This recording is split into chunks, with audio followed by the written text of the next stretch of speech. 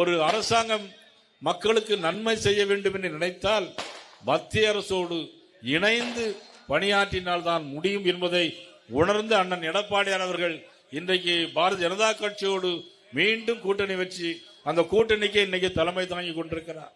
அது இணைந்ததானாங்கிறது இப்போ நம்ம இவங்க ஆளுங்கட்சி அவங்க கூட பார்ட்னர்ஷிப்பாக இல்லை, கூட்டணி இல்லை. இங்கே நடந்துக்கிற பொறுத்து இதில் தான் அவங்களும் கொடுப்பாங்க. அந்த மாதிரி ஆளுங்கட்சி திமுக கரெக்டாக நடந்துக்கிட்டா தான் அவங்களும் கொடுப்பாங்க. டிஎம்கே நல்லா நடந்துக்கிட்டாங்கன்னா டெஃபினட்டாக கொடுப்பாங்க. அவங்க பார்ஷியாலிட்டி பார்க்கறது கிடையாது. பாஜக பொறுத்தவரையில் அவங்க எல்லா ஸ்டேட்டுக்கும் பண்ணி இருக்கும்போது ஏன் தமிழ்நாட்டை மாத்திரம் கார்னர் பண்ணுறாங்கிறத நம்ம திங்க் பண்ணணும். நீங்கள் கரெக்டாக நடந்து நீங்கள் ப்ரூஃப் பண்ணி காமிங்க, இதெல்லாம் பண்ணியிருக்கோம் பாருங்க சொல்லி நீங்கள் ப்ரூஃப் பண்ணி காமிங்க. அந்த அண்டர்ஸ்டாண்டிங் வேணும். எந்த கவர்மெண்ட்டாக இருந்தாலும் விட்டு கொடுக்குற மனப்பான்மை வேணும். நீங்களே கோபமாக பேசினா கூட எந்த சூழ்நிலையில் பேசி ரைட் பாஸ் நானும் பேசிட்டு நீங்கள் அப்படி போயிடணும். நம்ம படம்லாம் ஜிஎஸ்டிலாம் அவங்ககிட்ட போதில்ல, கண்டிப்பாக அவங்ககிட்ட நம்ம எல்லாமே கொஞ்சம் இணைஞ்சு கொஞ்சம் அவங்ககிட்ட உசாராக இது படத்தை நல்லது. இப்போ எங்க நடக்கும்? ஒரே கட்சி வந்தால் தான் இணையும். 2 கட்சி 3 கட்சி வந்ததுனாக்கா எந்த இப்போ சரிதான். எதுக்கு எதுக்கணுமோ அதுக்கு எதுக்கணும். எல்லாத்துக்கும் கண்மூடித்தனமா எதிர்த்தா வர வேண்டிய காசு அவங்க கொடுக்க மாட்டாங்க.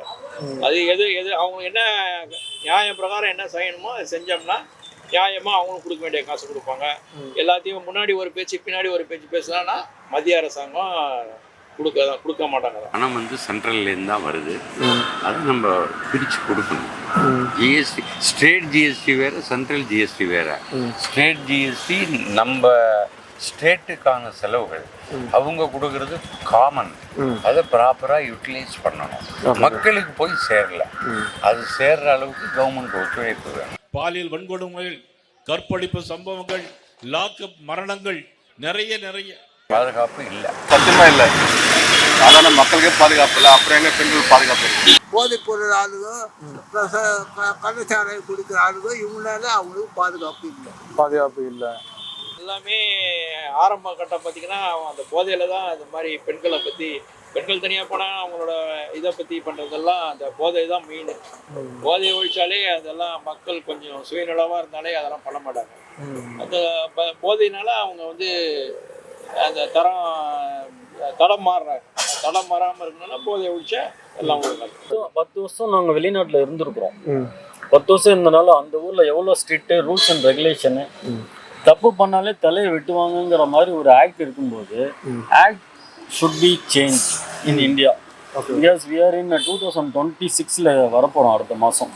நம்ம போயிட்டு 1947 1950 இருக்கிற ஆக்டே வச்சுக்கிட்டு இன்னமும் தண்டனை கொடுக்குவாங்க, ஆயில் தண்டனை இதேமாரி ஒரு ஆக்ட் தண்டனை கொடுத்தவங்க தப்பு பண்ணுறவங்க ஈஸியாக தப்பு பண்ணிட்டு வெளியில் தான் வருவாங்க.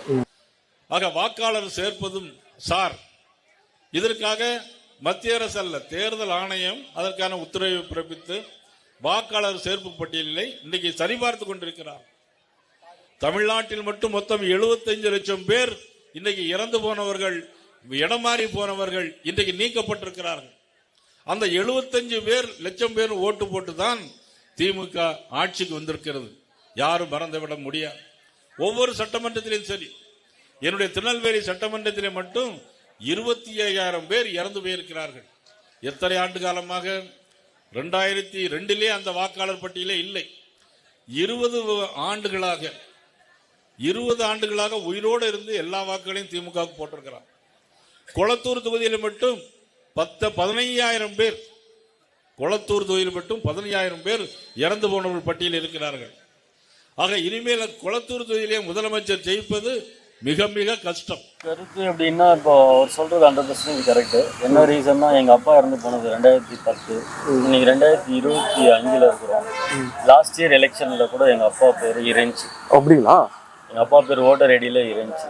ஸோ இதை நாங்கள் போயிட்டு கேட்க முடியாது ஏன் எடுக்கலன்னு சொல்லிட்டு. 1 கோடி மேலே இருக்கும் இங்கே. எனக்கு தெரிஞ்ச டிஆர்ல பார்த்தோன்னா ஏகப்பட்ட ஓட்டு அது தெரியல. ஆனால் போலி வாக்காளர்கள் நிறைய இருக்காங்க. அது இருக்கிறதுக்கு வாய்ப்பு அதிகம். இது மாதிரி அவர் சொல்றதுக்கு அது மாதிரி நடக்கிறதுக்கு வாய்ப்பு அதிகம். உண்மைதான். எல்லாம் சேர்த்து போட்டு கோல்மால் பண்ணி தான் அதெல்லாம் பண்ணுறாங்க. இந்த மாதிரி தான் பண்ணுறேன். தான் சொல்ல முடியாது எனக்கு தெரிஞ்சு. திமுககாரன் வந்து எல்லாம் அந்த ஊரில் இருக்கவங்களாம் இட்டு வந்து இங்கே வந்து ஓட்டு வாங்கி கொடுத்துறாங்க. ஏன்னா கவர்மெண்ட் சர்வெண்ட்டில் ஃபுல்லாக வந்து திமுககாரன் தான் இருக்காங்க, முக்கால்வாசி பேர் பார்த்தாக்கா. அவனை ஈஸியாக வந்து இங்கே ஓட்டு வாங்கி கொடுத்து எனக்கு தெரிஞ்சு டி நகர்லேயே இருக்கிறோம். கிட்டத்தட்ட டி நகர்லேயே கிட்டத்தட்ட ஒரு 10,000 ஓட்டு இருக்கு எனக்கு தெரிஞ்சு. அதெல்லாம் இன்னும் அதிகமாக இன்னும் இதுவாகணும். இது ரொம்ப கம்மி தான் எனக்கு தெரிஞ்சு தமிழ்நாடு ஃபுல்லாக. ஓட்டுக்கு பணம் கொடுப்பதற்காக பணத்தை அங்கே வைத்திருக்கிறார்கள். ஆக ஓட்டுக்கு 1000-2000 ரூபாய் கொடுத்து எப்படியாவது வெற்றி பெற்று விடலாம் என்று அந்த கங்கணம் கொட்டி கொண்டிருக்கிறார்கள். இந்த தடவை நீங்க ஓட்டுக்கு 10,000 ரூபாய் கொடுத்தா கூட மக்கள் அதை வாங்கி கொண்டு தேசிய ஜனநாயக கூட்டணிக்கு வாக்களிக்க தயாராகி விட்டார்கள் என்பதை எடுத்து காட்டுகின்ற கூட்டம் தான் இன்றைக்கு இதிலே கூடியிருக்கிற கூட்டம். ஓட்டுக்கு பணம் கொடுக்குறாங்கிறது 100% எல்லா இடத்துலையும் கொடுக்குறாங்க. அது வந்து சிட்டி ஏரியாவில் லைக் வெஸ்ட் மாமலம் இது மாதிரி ஏரியாவில் கொடுக்குற மாதிரி எனக்கு தெரியல. ஸ்லம் ஏரியாவில் அவங்க டார்கெட்டே வந்து யார் கொடுத்தா ஓட்டு போடுவாங்கன்னு தான் அவங்களுக்கு நல்லாவே தெரியும். பிகாஸ் அவங்க இத்தனை வருஷமா கட்சியில் இருக்கிறனால. சிலது ஓப்பனாக சொல்ல முடியாது, இருக்கும். அதுவும் ஒரு % இருக்கும், நடக்குது ஒரு சில இடங்களில். அதில் வந்து பணம் கொடுக்கக்கூடாதுங்கிறத நம்ம யாராலையும் கண்டுபிடிக்க முடியாது. மக்கள் தான் வந்து சொல்லணும். மக்கள் வந்து நம்ம வாங்கின பணத்துக்கு நியாயமாக ஓட்டு போடுறாங்க.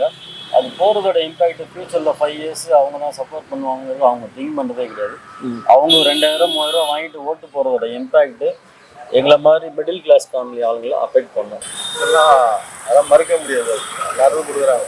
அதுக்கு மேலே சென்னை சிட்டிலாம் கொடுக்க மாட்டாங்க. இது வரைக்கும் எனக்கு தெரிஞ்சு இப்போ ஒரு ரெண்டு ஆட்சியா ஒரு ரெண்டு எலெக்ஷனுக்கு இப்போ இந்தியா வந்து ஆரம்பிச்சு. இது இன்னைக்கு நேற்று இல்லை, இது வந்து ஒரு 50 வருஷமா நடக்குது இந்த சமாச்சாரம். இது வந்து அதாவது நேற்று போது இன்னைக்கு இருந்தா நானே என்னோட லைஃப்ல வந்து கிட்டத்தட்ட ஒரு 26 வயசுல இருந்து போது இப்போ எனக்கு 80 வயசு. 80 வயசுல நான் எதுவும் இல்லை. ஆனா கொடுக்குறாங்க அப்படின்றது மட்டும் உண்மை. சரி. கண்டிப்பா பணம் இல்லாமல் டிஎம்கேவோ நிறையா பணம் கொடுத்து தான் ஜெயிக்கிறாங்க. அதுவும் பின்தங்கிய ஏரியாவில் நிறைய கொடுக்குறாங்க. அதனால காசு வாங்கினா மக்கள் ஓரளவு போட தான் செய்கிறாங்க. 2 வீட்டு ஏடிஎம்கேக்காரங்க இருந்தாங்களும் 2 ஓட்டில் காசு வாங்கிட்டாங்கன்னா 1 ஓட்டாவது திமுக போடுறாங்க. இந்த மாதிரி தான் வந்து அப்போ ஜெயிக்கிறதுலாம் அது மாதிரி வாய்ப்பு. அதுதான் நிறையா ஜாஸ்தியாக ஜெயிக்கிறது. எல்லாம் கொடுத்து தான் பண்ணுறாங்க. எல்லா மக்கள்லாம் வாங்கிட்டு தான் போகுது, போட்டு போடுறாங்க. இப்போ வர 1000 ரூபா வர கொடுக்க போகிறாங்க. அப்படிங்களா? ஆமாம். இப்போ அதுலேயே அவர் கணக்கு சொல்கிறாரு. 2.5 யாருக்குன்னு நம்ம 2.5 கோடி ஓட்டு போட்டிருக்கோம் வந்துருக்கு. இப்போ 1000 ரூபா கொடுக்குறதுனால கூடுதலாக ஒரு 1.5 கோடி வாக்கு வரும். காசு கொடுத்து தான் வாங்குறாங்க. போதைப் பொருள் நடமாட்டம் அதிகமாக இருந்து கொண்டிருக்கிறது. ரித்தீஷ் என்கிற நண்பர், யாருடைய நண்பர்? அவர் மதிப்புக்குரிய துணை முதலமைச்சர் உதயநிதி ஸ்டாலின் அவருடைய நண்பர் ரித்தீஷ். போதைப் பொருள் கடத்தலாக இன்னைக்கு சிறைப்பிடிக்கப்பட்டு இன்னைக்கு ஜாமீனில் இருக்கிறார். இவ்வளவு மோசமான ஆட்சி. அவருடைய கருத்து 100% கரெக்டு தான். என்ன ரீசன்னா, இப்போது ரீசெண்டான ஒரு 6-7 மந்த்தில் நீங்கள் பார்த்தீங்கன்னாலே தெரியும், எங்கே பார்த்தாலும் கொலை கற்பழிப்பு நிறைய சம்பவம் நடந்துகிட்டு இருக்குது. அது வந்து நம்ம சொல்லணும்னு அவசியம் இல்லை. மீடியாவில் நீங்கள் பார்த்தாலே தெரியும், இல்லைன்னா சோஷியல் மீடியாவில் பார்த்தாலே தெரியும். இது வித் ப்ரூஃபோட நீங்கள் தெரிஞ்சுக்கலாம். உண்மைதான், போதைப் பொருள் எல்லா இடத்துலையும் இருக்குது டெய்லி. அதனால ஒரு 3 கொலையா 4 கொலையா நடக்குது. பயங்கரமா எல்லா ஊர்லயும் கிடைக்குது. இந்த சில ஏரியாவது அங்கெல்லாம் போதைப் பொருள் வந்து எங்க ஈஸியா கிடைக்கிறாங்க. பசங்களுக்கு சொல்றானுங்க அந்த வேலை இருக்காத இடமே கிடையாது. இப்போ கெஞ்சாலாம் அனாவசியமா கிடைக்குது. இப்பெல்லாம் என்ன சொல்றது, ஏதோ ஒரு ஆர்ட்ஸ் கிடைக்கிற மாதிரி கிடைக்குது. இருக்கிறதெல்லாம் உண்மைதான்றது நியூஸ்ல பார்க்கணும். அடிக்கடிக்கு இந்த போதை சமாச்சாரத்தை அதனால பலி ஆகிறவங்க, பெண்கள் இது பாதிக்கப்படுறவங்க, பெண்கள் கற்பழிப்பு, இதெல்லாம் இதனால தான் நடக்குது அப்படின்ட்டு நியூஸ் பேப்பர்லாம் போடுறாங்க. இதனால உண்மையா இதான் இருக்கும் அப்படின்றது கண்டிப்பாக நிறைய பேர் அடிமையாயிருக்காங்க. ஸ்கூல் கேர்ள்ஸ், காலேஜ் கேர்ள்ஸ் பரவலாக இருக்கு. இப்போ ஒரு 3 வருஷமும் அதிகமாக தான் இருக்குது. Mostly girls. பசங்க ஒரு 5%, கேர்ள்ஸ் வந்து 80% மேலே இருக்குது. School girls, college girls, especially employed girls also. இப்போலாம் ஈஸியா ஈஸியா வாங்கிட்டு வரானுன்றாங்க. அரசாங்கம் போலீஸ்க்கு தெரியாம எதுவுமே நடக்காது. போலீஸுக்கு கொஞ்சம் கண்ட்ரோலா இருக்கணும். இவ்வளவு வருஷமா அப்படி இல்லையே. இப்போ லாஸ்ட் ஒரு 5 years தான் ரொம்ப ஒஸ்டா இருக்கு. அது வரதான் செய்யும். அதுக்கேற்ற மாதிரி தடுக்க தான் செய்யணும். இவங்க தடுக்காம இவங்களுக்கு தெரியும் யார் யார் விற்கிறான்னு. அவங்களுக்கு கடுமையா நடவடிக்கை எடுத்தா அது குறையும். போதை கலாச்சாரத்துல மக்கள் வாழ்க்கை ரொம்ப பாதிப்பு.